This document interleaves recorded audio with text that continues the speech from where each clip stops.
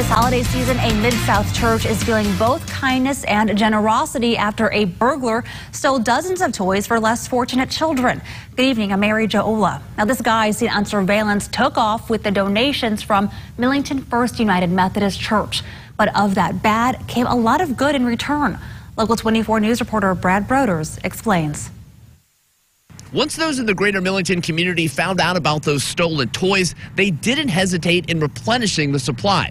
In fact, this afternoon we saw a woman drop by with donated gifts to help the cause and lift some spirits. That was just pretty sad that you take toys from some needy kid. Caught on camera, this wanted thief who cleaned out Millington First United Methodist Church's donated toys this past Sunday. This church loves to do this toy drive, and it's a very meaningful part of what we do annually. Senior Pastor Ronnie Peck went from devastated to dedicated. This church has a heart of love. Once the word got out of the stolen toys in this room, congregation members and strangers responded.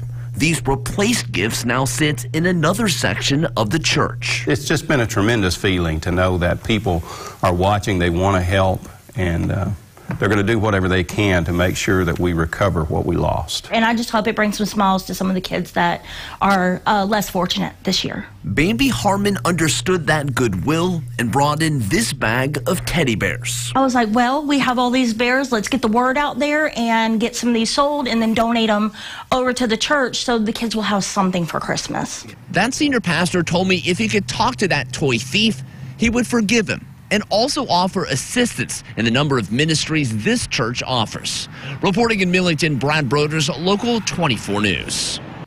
Now, there's still time to help. You can either come to the Millington First United Methodist Church to donate toys or money between 9 and 3 Monday to Thursday, or you can call the church at 901-872-4414 for information on how else you can help.